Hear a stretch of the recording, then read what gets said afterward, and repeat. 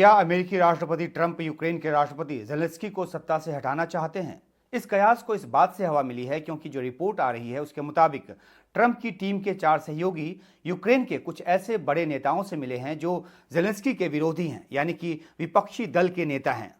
Politico और कई दूसरे न्यूज़ पोर्टल्स जो हैं वो भी ये रिपोर्ट कर रहे हैं कि इन मुलाकातों में चर्चा इस बात पर हुई है कि क्या यूक्रेन में जल्दी से चुनाव कराए जा सकते हैं। यानी कि इसका सीधा सा मतलब ये हुआ कि ट्रंप इस बात की संभावना टटोल रहे हैं कि चुनाव के जरिए ज़ेलेंस्की को राष्ट्रपति पद से हटाया जाए। ट्रंप ज़ेलेंस्की को तानाशाह कह चुके हैं और कह चुके हैं कि वे बिना चुनाव सत्ता में हैं। तुलसी गबार्ड जैसी ट्रंप की जो सहयोगी हैं ज़ेलेंस्की को सत्ता से हटाए जाने की वकालत खुलेआम कर चुकी हैं। गौरतलब है कि ज़ेलेंस्की भारी बहुमत से 2019 में चुनाव जीत कर आए थे। 5 साल का जो उनका कार्यकाल है वो 2024 में पूरा हो गया, लेकिन क्योंकि 2022 फरवरी में ही रूस ने यूक्रेन पर हमला कर दिया और पिछले 3 सालों से युद्ध जो है वो चल रहा है और इसकी वजह से देश में मार्शल लॉ है और ऐसे में चुनाव नहीं हो सकता, ये यूक्रेन का संविधान कहता है। जो जानकारी रिपोर्ट की जा रही है उसके मुताबिक ट्रंप की टीम के जो वरिष्ठ सहयोगी जिनके कि नाम जाहिर नहीं किए गए हैं वे यूक्रेन में विपक्ष की नेता यूलिया टीमोशेंको से मिले हैं। यूलिया के बारे में बताएं तो यूलिया टीमोशेंको यूक्रेन की पहली महिला प्रधानमंत्री रह चुकी हैं। वे 2005 में 8 महीने के लिए यूक्रेन की प्रधानमंत्री थीं और फिर 2007 से 2010 तक वो प्रधानमंत्री रहीं। वो अभी पीपुल्स डेप्यूटी हैं, यानी कि यूक्रेन की संसद की सदस्य हैं।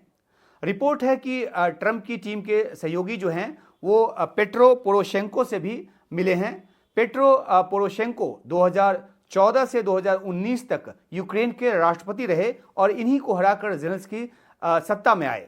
अब पेट्रो पोरोशेंको से ट्रंप के करीबियों की मुलाकात का अर्थ यही लगाया जा रहा है कि ट्रंप ज़ेलेंस्की को सत्ता से बाहर देखना चाहते हैं और विकल्प की तलाश में है कि कौन उनकी जगह ले सकता है।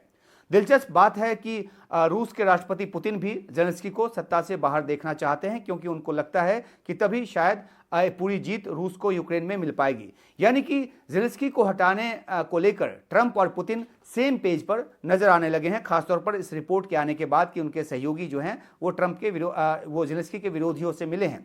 लेकिन ट्रंप के लिए निराशाजनक खबर यह है कि उनके लोग जिन विपक्षी नेताओं से मिले हैं उन्होंने भी अभी चुनाव संभव नहीं होने की बात की है।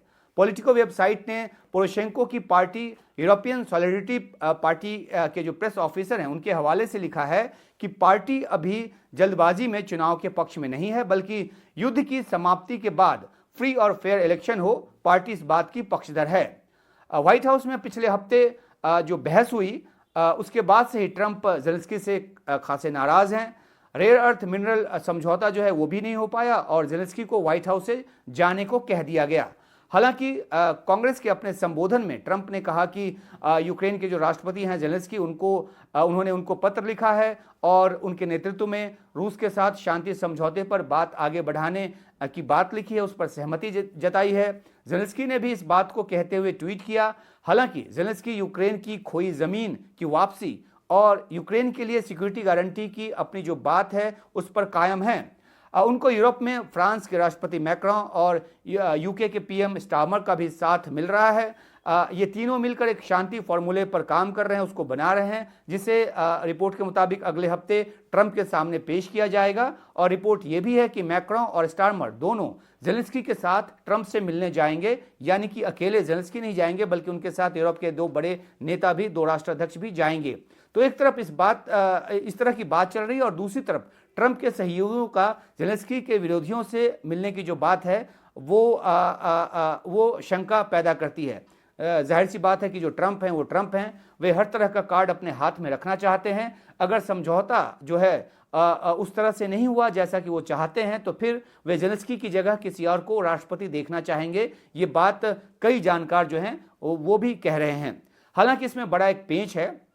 व्हाइट हाउस की बहस के बाद से यूक्रेन में ज़ेलेंस्की की जो लोकप्रियता है वो बढ़ी है और वो टीमोशेंको और पोरोशेंको दोनों से काफ़ी आगे हैं।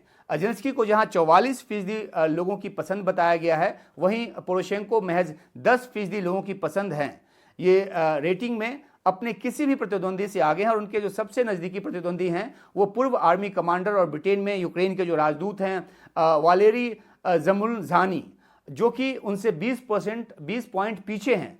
वालेरी ऐसे में चुनाव के जरिए तो ज़ेलेंस्की को हटा नहीं सकते और ज़ेलेंस्की को हटाया जाना फिलहाल संभव नहीं लगता। हालांकि अमेरिका की तरफ से भी ये सफाई दी जाती है कि वो किसी देश के अंदरूनी राजनीति में दखल नहीं देता, लेकिन माना जाता है कि अमेरिका जैसी ताकत के पास दखल के कई तरह के रास्ते होते हैं। लेकिन देखना है कि इस रिपोर्ट में क्या दम है, और दूसरी बात यह भी कि क्या ज़ेलेंस्की टेबल पर आते हैं बातचीत की, या उसके पहले अमेरिका की तरफ कोशिश होती है उनको हटाए जाने की।